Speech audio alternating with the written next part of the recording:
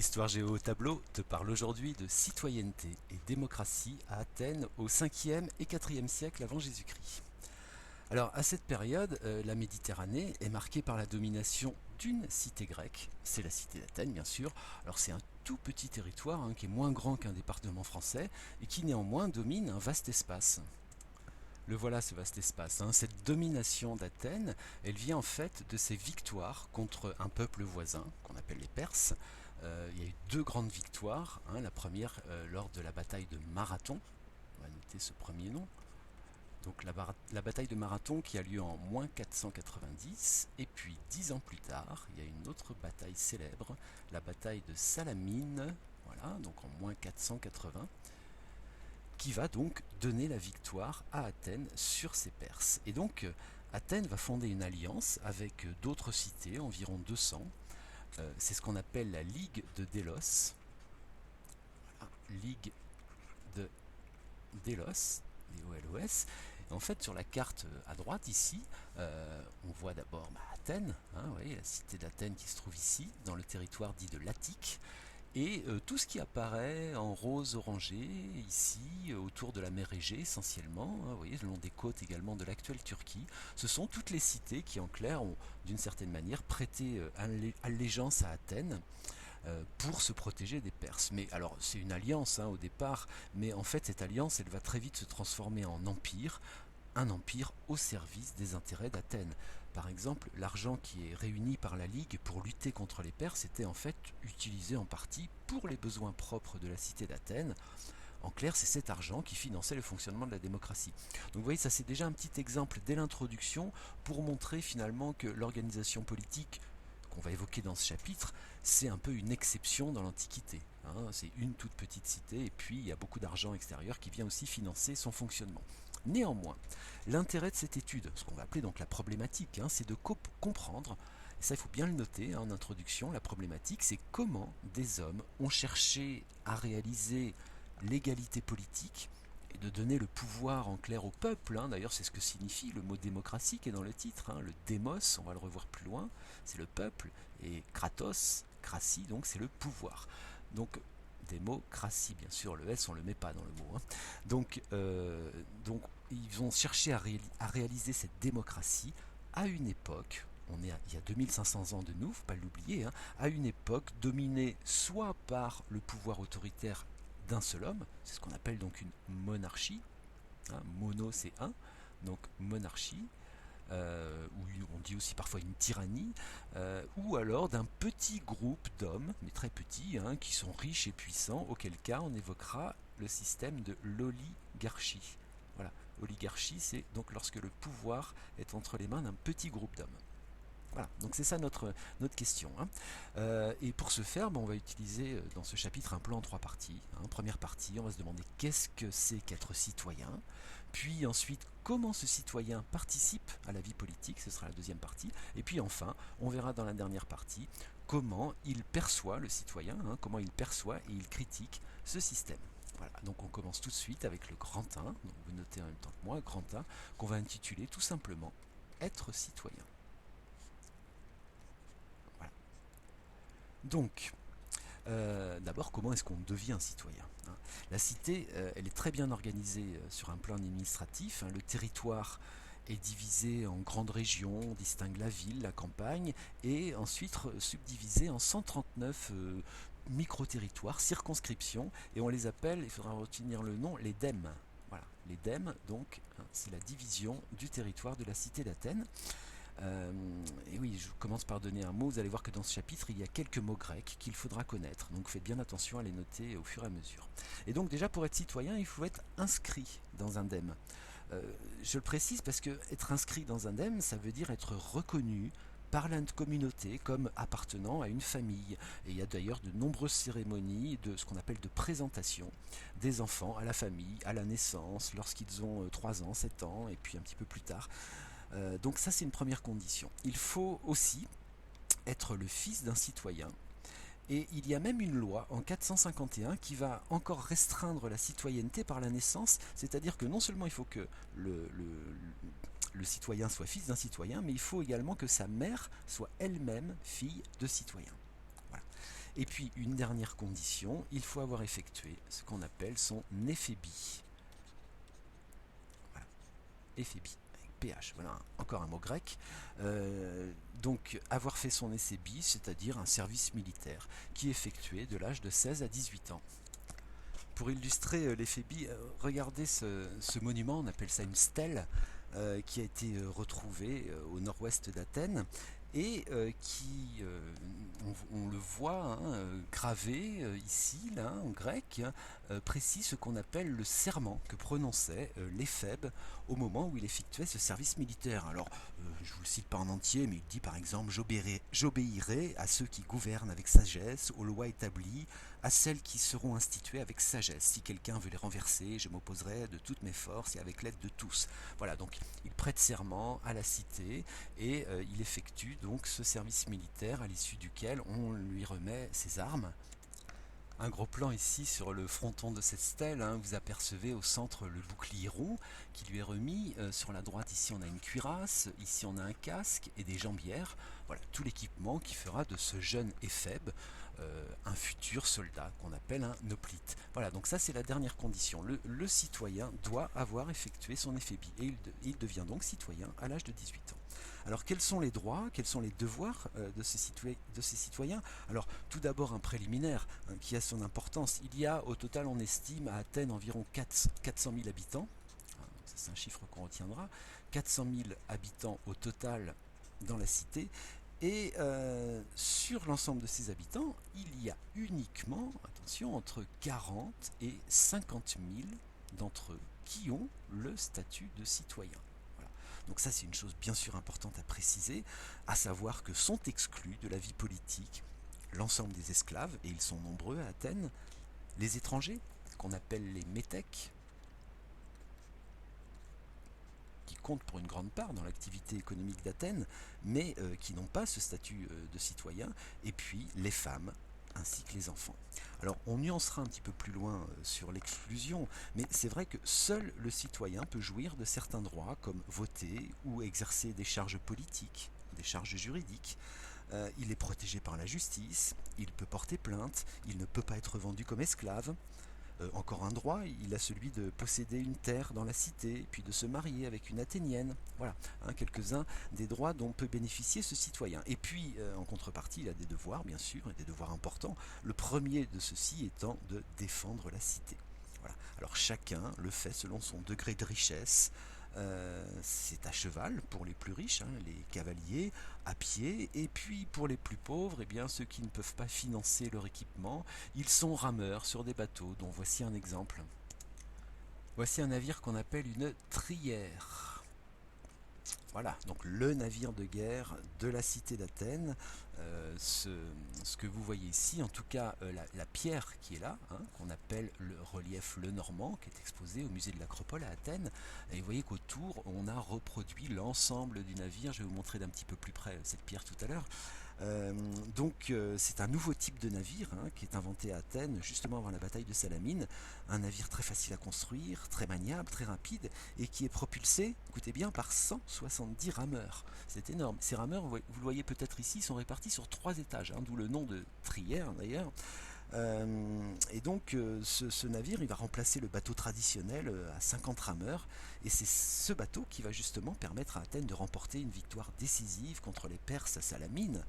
On en parlait dans l'introduction. Et cette victoire, elle repose donc sur le triomphe du petit peuple, celui qui n'a pas d'argent et qui rame dans ses navires. Et donc ce petit peuple, à l'issue de cette bataille, il va réclamer un rôle politique à la hauteur de son importance militaire. Et on peut faire un lien entre cette bataille et puis le début de la démocratie. Voilà. Alors donc, on vient de le dire, le premier devoir du citoyen, c'est de défendre la cité, mais il a aussi le devoir de se comporter en citoyen. Vous voyez, se comporter en citoyen. Alors qu'est-ce que c'est que le comportement du citoyen? Eh bien, d'abord c'est la religion, puisqu'elle est très présente dans tous les aspects de la vie à Athènes. Le citoyen, il doit donc participer à cette vie religieuse. Il y a d'ailleurs de très très nombreuses fêtes qui rythment la vie d'Athènes. Il y en a de plus en plus au cours du 5e siècle. Et écoutez bien, si on met à bout toutes ces célébrations, elles occupent près du tiers de l'année. Vous voyez le nombre de jours fériés. Alors pendant ces célébrations, ces fêtes, il y a des processions, il y a des concours sportifs, du théâtre, et voilà, le citoyen assiste à tous ces spectacles, et puis symboliquement, c'est l'occasion pour toute la communauté de se rassembler. Et c'est là où ce qu'on a appelé tout à l'heure les non-citoyens retrouvent toute leur place.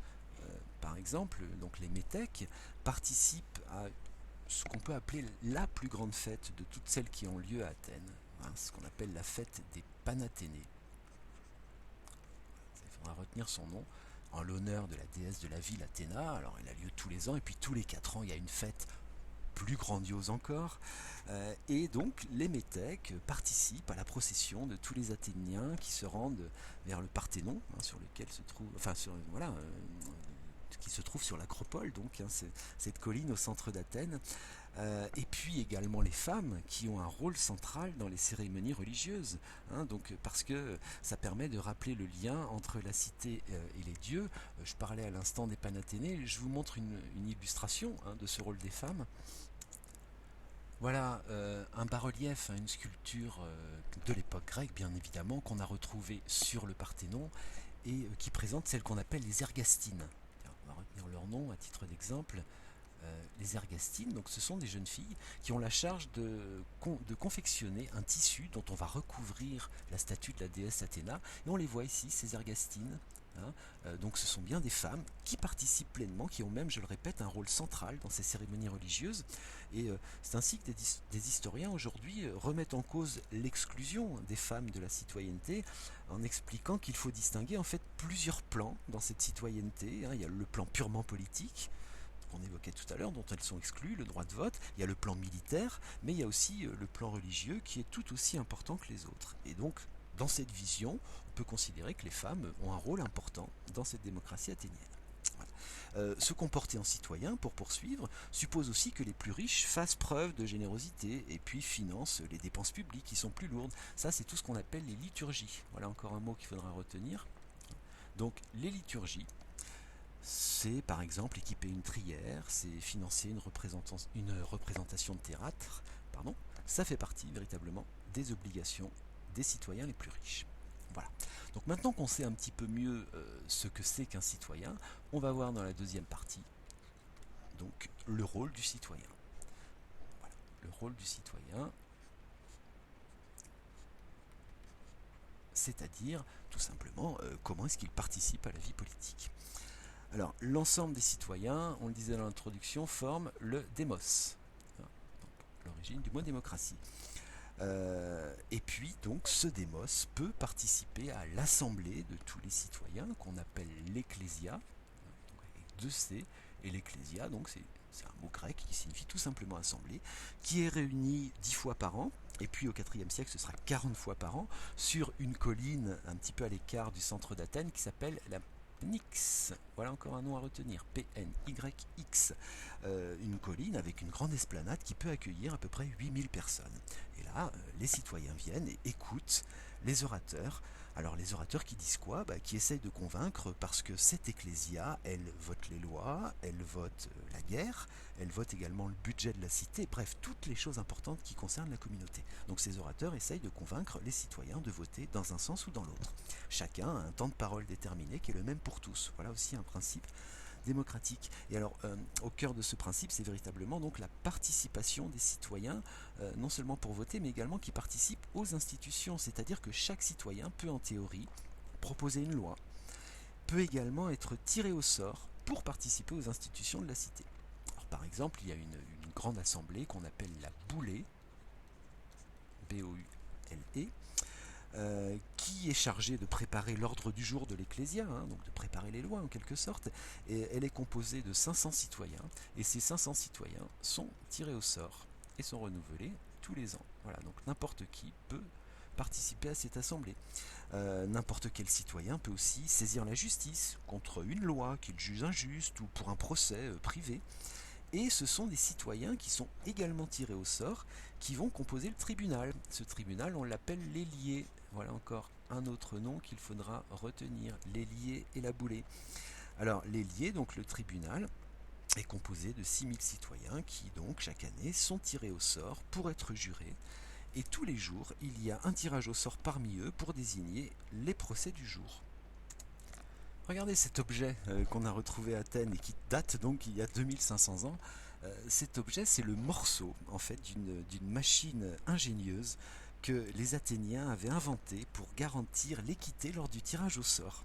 Le principe est un peu compliqué. Enfin, on introduisait des boules blanches et des boules noires dans un tube vertical qui courait ici le long de cette machine, tandis que chaque citoyen avait introduit une petite plaque, vous voyez ici dans ces fentes, puisque chaque membre de l'ailier avait une plaque en cuivre avec son nom dessus.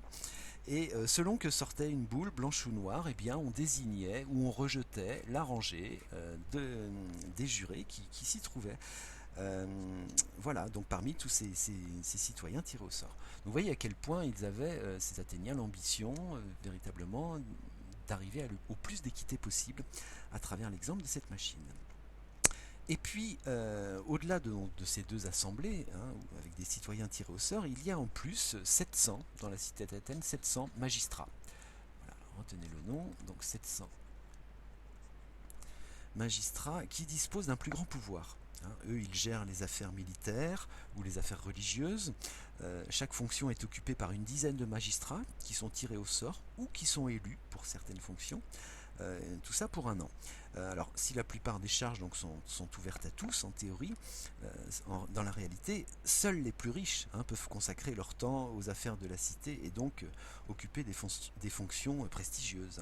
De plus, la fonction qu'on appelle de stratège, qui est un des magistrats qui composent cette cité d'Athènes, la fonction donc, je répète, ça il faudra le retenir celui-là parce qu'il est important, donc la fonction de stratège, celle de la guerre en clair, devient de plus en plus importante au fil du temps.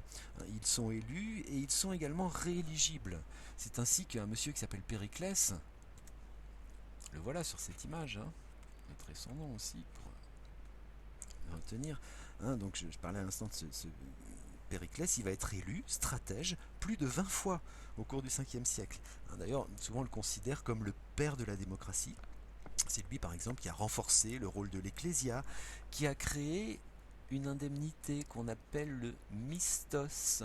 Là aussi, encore un nom à retenir, une indemnité pour les citoyens qui siègent à l'ailier, et puis ce sera élargi à l'ecclésia, c'est-à-dire voilà, ça représente la moitié d'une journée de salaire de travail d'un ouvrier, et ça permet donc aux plus pauvres de dégager du temps pour s'occuper des affaires de la cité.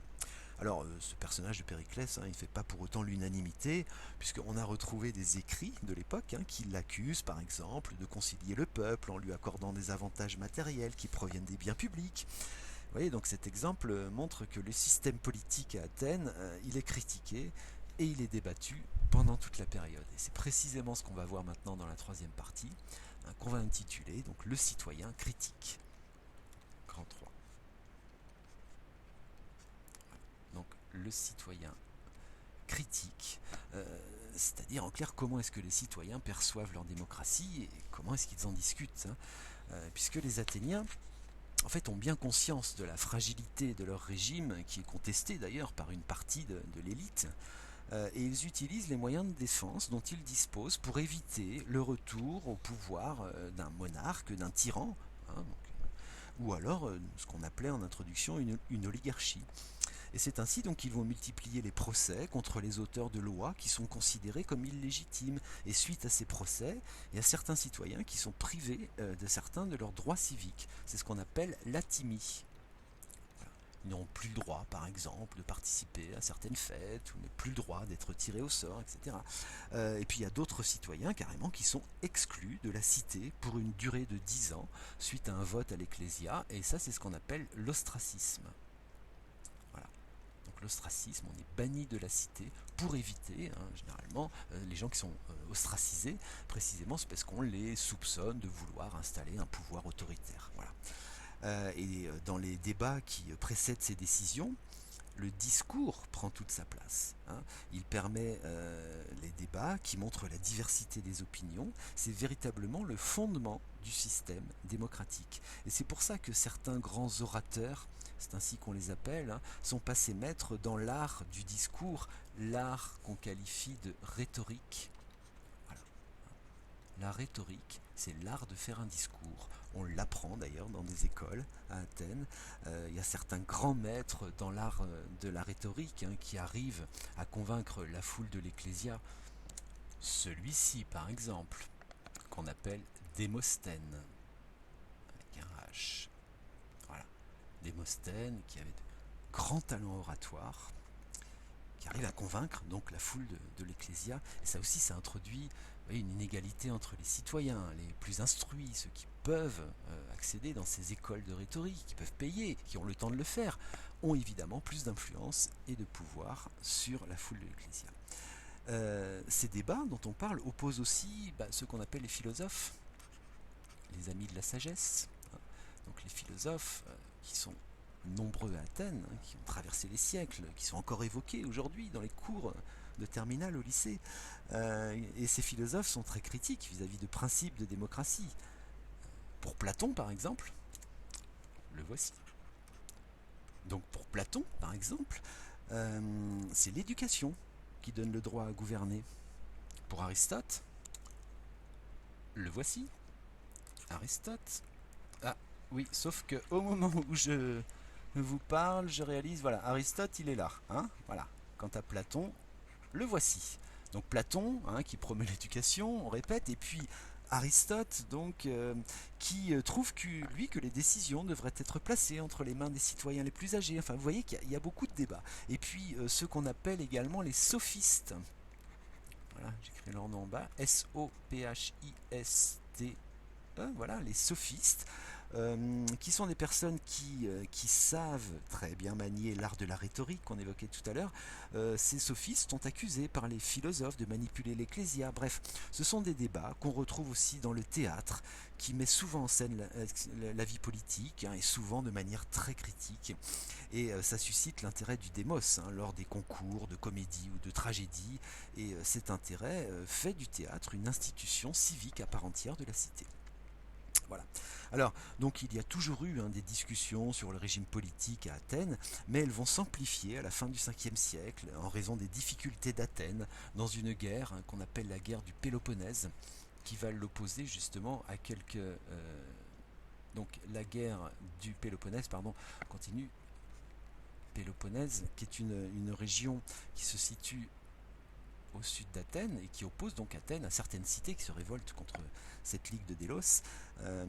Et bien à deux reprises, il y a des coups d'État lors de cette guerre, un retour à l'oligarchie, mais ça entraîne des troubles, et puis finalement le retour à la démocratie, mais au 4e siècle, avant Jésus-Christ, une nouvelle puissance grecque émerge, Athènes est battue, et là elle doit renoncer à son régime en raison donc d'une intervention extérieure. Voilà. Alors, en conclusion, que dire? D'abord que la politique à Athènes donc, est marquée par la volonté d'égalité et de donner du pouvoir au peuple, par l'envie de construire un sentiment d'appartenance qui soit partagé par tous les citoyens, de la conscience qu'un groupe devrait ensemble à la création d'un projet commun. Voilà, c'est quelque chose de très nouveau. Alors, c'est un système à l'évidence qui est imparfait, qui est critiquable sur de très nombreux points, et puis qui est très difficile à comprendre 2500 ans plus tard. Mais il n'empêche que ce qu'a fondé Athènes, ça fait date parce que ça a posé les bases d'un nouveau régime politique. Alors on peut critiquer l'esclavage, l'impérialisme d'Athènes sur les autres cités, le manque de représentation des femmes et des métèques, bien sûr.